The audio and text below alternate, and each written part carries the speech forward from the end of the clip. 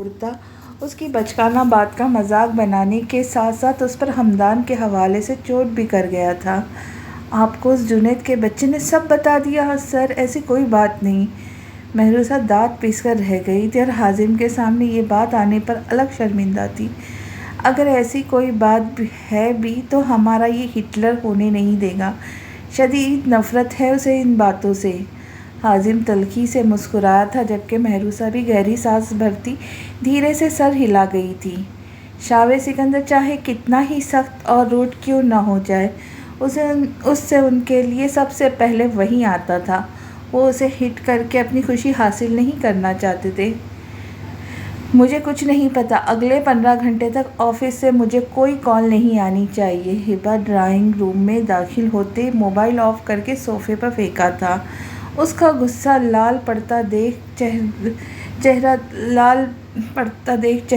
نجمہ بیگم ان کی دائیں جانب بیٹھی صبا ایک دوسرے کی جانب دیکھا تھا اور اس غصے اور فرسٹریشن کی وجہ سے بہت اچھی طرح جانتی تھی وہ آج پورے 2 دن بعد گھر واپس آئی تھی۔ لگاتار ڈیوٹی کرنے اور جواب میں خالی ہاتھ رہ جانے کی وجہ سے اس کی تھکن کئی گنا بڑھ گئی تھی۔ میرا بیٹا اتنا غصے میں کیوں ہے؟ حکومت نے جو بھی فیصلہ کیا ان معصوم بچوں کی زندگی کے لیے ہی کیا۔ اگر ان میں سے کسی بچے کو کچھ بھی ہو جاتا تو؟ نجمہ بیگم اس کے قریب آ کر بیٹھی، اس کا سر دباتے ہوئے بولی جو صوفے پر آنکھیں موندے بیٹھی تھی۔ تو پھر ہمیں کس لیے رکھا گیا ہے؟ ہم کر رہے تھے نا کام۔ ایس پی ہمدان پہنچ چکے تھے ان کی تیسری ساتھی تک۔ لاسٹ مومنٹ پر کیوں روک دیا گیا؟ ہمیشہ ایسا ہی وہ ہمارے منہ پر ہنس کر جاتے ہیں جیسے آج وہ خبیث انسان گیا ہے۔ کاش ایک بار دوبارہ میری نظروں کے سامنے آ جائے۔ اب کسی کا آرڈر نہیں سنوں گی۔ اس کے سینے میں گولی نہ اتارا تو میرا نام ہبا امتثال نہیں۔ ہبا مٹھیاں بھیجتے ایسے بولی تھی جیسے اس وقت حازم اس کے سامنے ہوں۔ آپی، آپ کو ان سے ڈر نہیں لگا؟ دیکھیں نا ان کے فیسز کتنے عجیب ہے۔ صبح ٹی وی اسکرین پر بار بار دکھائے جاتے اس حازم اور شاویز کے چہرے کو دیکھتے ہوئے بولی۔ انہوں نے اسکن ماسک لگا رکھے تھے جنہیں اتارنے تک کی اجازت ہمیں نہیں دی گئی۔ مجھے تو لگتا ہے ہمارے اپنے آفیسرز ان کے ساتھ ملے ہوئے جو انہیں ہاتھ تک لگانے کی اجازت نہیں دی گئی، ورنہ میرے ایک ہی ڈنڈے پر اس شخص نے اپنے ساتھی کا نام اگل دینا تھا۔ ہبا کا غصہ کم ہونے کا نام ہی نہیں لے رہا تھا۔ نجمہ بیگم نے صبا کو مزید کچھ بھی بولنے سے منع کر دیا۔ ہبا فریش ہونے کی غرض سے اپنے کمرے کی جانب بڑھ گئی اور وہ آفس سے چینج کر کے ہی نکلی تھی، مگر شدید تھکاوٹ کے باعث وہ اس وقت شاور لینے کی غرض سے دوپٹہ اتار کر بیڈ پر پھینکتی شولڈر کٹ سلکی بالوں کو جوڑے کی شکل میں لیپٹی کیچر میں مکت کر گئی، جس کی وجہ سے اس کی سراہی دار دودھیا گردن سے بالوں کا پردہ ہٹ گیا تھا۔ سلیوز کو کہنی تک فولڈ کرتے اس کے فرشتوں کو بھی علم نہیں تھا کہ اس وقت اس کے علاوہ بھی کوئی ہستی نہ صرف اس صورت کمرے میں موجود ہے بلکہ اسے نہایت ہی پسندگی بھری نگاہوں سے گھورا بھی جا رہا ہے۔ اچانک کسی غیر معمولی احساس کے تحت ہبا نے نگاہ گھما کر کمرے میں دوڑائی، مگر کسی کو نہ پا کر سر جھٹکتی واش روم کی جانب بڑھ گئی تھی، مگر جیسے ہی اس نے واش روم کا دروازہ کھولا اپنے دھیان میں ہونے کی وجہ سے وہ واش روم میں سے برآمد ہوتے شخص کے چوڑے سینے سے بری طرح ٹکرا گئی تھی۔ ہبا کا پیر سلپ ہونا تھا جب مقابل نے بازو اس کے گرد حائل کر کے اسے گرنے سے محفوظ رکھا، لیکن ایسا صرف چند سیکنڈ کے لیے ہی ہوا تھا۔ اگلے ہی لمحے اس کے پیٹ میں زوردار غصہ رسید کرتی پھرتی سے اس کے حصار سے نکلتی سائیڈ دراز میں رکھا اپنا پسٹل نکال کر سامنے کھڑے شخص پر تان گئی تھی۔ کون ہو تم اور کیا کر رہے ہو اس وقت میرے گھر میں؟ ہبا نے ٹریکر پر ہاتھ رکھتے اسے گھنگرالے بالوں اور رف سے ہولیوں والے شخص کے کن پٹی پر نشانہ باندھ رکھا تھا، جو بنا خوفزدہ ہوئے دونوں ہاتھ سرنڈر کرنے کے انداز میں اوپر اٹھائے گہری نگاہوں سے اس کی چمکتی گردن اور اس میں لٹکتی چین کو گھور رہا تھا۔ ہبا نے اس کی نگاہیں محسوس کرتے اپنے بالوں کو کیچر سے نکال کر بال کھلے چھوڑ دیے تھے، جنہوں نے آبشار کی طرح گردن کے گرد بکھرتے اسے پوری طرح ڈھانپ دیا تھا۔ آپ یہ کیا کر رہی؟ آپ نیچے کرے پسٹل، یہ بیچارہ پلمبر ہے، کوئی چور نہیں۔ آپ کے واش روم کا نل خراب تھا، وہیں ٹھیک کرنے کے لیے بلایا تھا میں نے۔ صبا اندر داخل ہوتی سامنے کا منظر دیکھ کر بول اٹھی، جبکہ اس کے بات پر ہبا نے سر سے پیر تک اپنی قاتلانہ نگاہوں سے اس پلمبر کا پوسٹ مارٹم کیا تھا، جو بیچارہ کہیں سے بھی پلمبر نہیں لگ رہا تھا۔ وہ پسٹل نیچے رکھتی جلدی سے بیڈ پر پڑا اپنا دوپٹہ اوڑھ گئی تھی۔ اس کی اس اتحاد پر پلمبر کا روپ دھارے کھڑا میر حازم سالار کی آنکھیں مسکرائی تھیں۔ ہمدان بہت ہی خراب موڈ کے ساتھ گھر میں داخل ہوا تھا۔ آج زندگی میں پہلی بار اس کی ہار ہوئی تھی، جو برداشت کرنا اس کے لیے آسان نہیں تھا۔ کیپ اور اسٹک ہاتھ میں اٹھائے وہ گاڑی سے نکل کر صدیقی ولا کے ڈرائنگ روم کی جانب بڑھا تھا، مگر خلاف معمول اندر چھائے اندھیرے کو دیکھ وہ حیرت کا شکار ہوا تھا۔ اگرچہ 12 بجے کا وقت تھا، مگر پھر بھی صدیقی ولا کا ڈرائنگ ہمیشہ اجالوں سے جگمگاتا رہتا تھا۔ کوئی ملازم وغیرہ بھی دکھائی نہیں دے رہے تھے۔ ہمدان نے ابھی پہلا قدم اندر بڑھایا تھا جب اچانک تالیوں کی شور کے ساتھ لائٹ آن ہوئی۔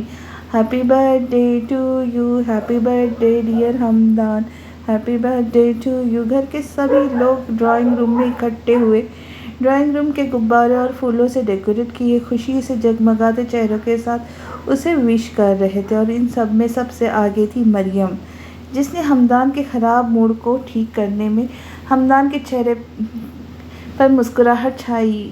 دیکھ اس میں کامیاب ہوتی دکھائی بھی دے رہی تھی۔ وہ مسکراتا ہوا آگے بڑھا جہاں اس کی لائف کی سب سے خوبصورت لوگ اس کے منتظر تھے۔ سب سے پہلے وہ اپنی ماما بیگم کشور بیگم سے ملتا، ان کی پیشانی چوم گیا تھا۔ باری باری سب سے وشیز لیتے مریم کے مقابل آیا تھا، جو آنکھوں میں دنیا جہاں کی محبت لیے اسے تکے جا رہی تھی۔ دنیا کے سب سے خوبصورت مرد کو دل کی عطا گہرائیوں سے سالگرہ مبارک۔ گلاب کی کھلی کلی ہمدان کی جانب بڑھاتے مریم کی نظریں اس کے خوبرو چہرے کا طواف کر رہی تھی، جنہیں محسوس کرتے ہوئے دھیرے سے مسکرایا۔ تم نہیں سدھرو گی، کیا ضرورت تھی یہ سب کرنے کی؟ ہمدان اس کے ہاتھ میں فائل تھما تھا، باقی گھر والوں کے قریب آیا تھا۔ سب اس کے کیک کاٹنے کے منتظر تھے۔ ہمدان کو یہ سب بالکل بھی پسند نہیں تھا، مگر اپنے گھر والوں کی خوشی کی خاطر اس نے انکار نہیں کیا تھا۔ کیک کاٹتے وہ سب کو کھلا کر فارغ ہوا ہی تھا جب اس کے پاکٹ میں موجود موبائل زور سے بج اٹھا تھا۔ ہمدان انجان نمبر ایک سائٹ پر ہوتے کال ریسیو کر گیا۔ S P Hamdan speaking. Hamdan کی گمبھیر بھاری آواز پر دوسری جانب موجود مہروسہ نے دلبرانہ انداز میں آنکھیں موند لیں۔ سالگرہ مبارک ہو ایس پی صاحب۔ مہروسہ کی متنم دھیمی انتہائی خوبصورت آواز پر ہمدان کو کچھ ہی سیکنڈ لگے تھے پہچاننے میں۔ اس نے دور کھڑے فہد کو اشارہ کر کے اپنے قریب بلایا تھا۔ جی؟ فہد نے کچھ بولنا چاہا تھا جب ہمدان نے اسے موبائل پر چپ رہنے کا اشارہ کرتے اس سے موبائل لے کے اسے واپس بھیج دیا تھا۔ بہت ظالم ہو ایس پی صاحب، دل کے معاملے میں بھی اتنی سختی برتنا کہاں کا انصاف ہے بھلا؟ مہروسہ اچھے سے سمجھ رہی تھی کہ ہمدان اس کی لوکیشن ٹریس کرنے کی کوشش کر رہا ہے۔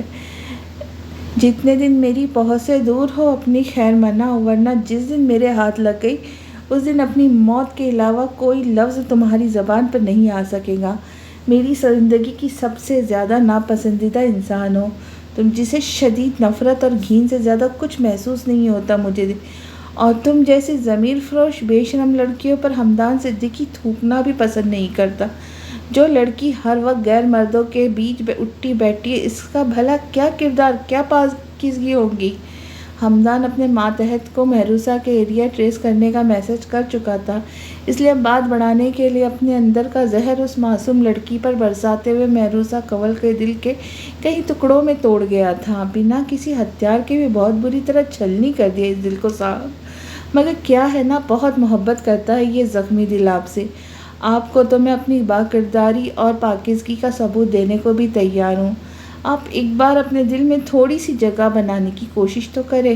اپنے گالوں پر آنے والے آنسو صاف کرتے مہروسہ بھرپور دیوانگی بھرے انداز میں بولتی ہمدان کو مزید کلیش تیش دلا گئی تھی۔ وہ سمجھ چکا تھا اس لڑکی نے ڈھٹائی میں پی ایچ ڈی کر رکھی ہے، جو اس کے سخت ترین باتوں میں صرف اپنی مرضی کے الفاظ چن لیتی تھی۔ مہروسہ کی لوکیشن ٹریس ہو چکی تھی۔ وہ اس وقت زیادہ دور نہیں بلکہ اس کے گھر سے 20 منٹ کے ڈرائیو پر لوکیشن شو ہو رہی تھی۔ ہمدان گھر والوں سے معذرت کرتا جلدی سے وہاں سے نکل آیا تھا۔ اس نے مہروسہ کی کال ابھی بھی نہیں کاٹی تھی۔ آج وہ اس لڑکی کا کام تمام کرنے کا پورا ارادہ رکھتا تھا۔ آج کی کہانی یہیں تک، تو اب دیکھیں گے آگے کیا ہوگا۔ کیا ہمدان مہروسہ کو پکڑنے میں کامیاب ہوگا؟ ہبا کے گھر سے حازم نکل پائے گا؟ جاننے کے ملتے ہیں اگلی قسط میں۔ تب تک کے لیے اللہ حافظ۔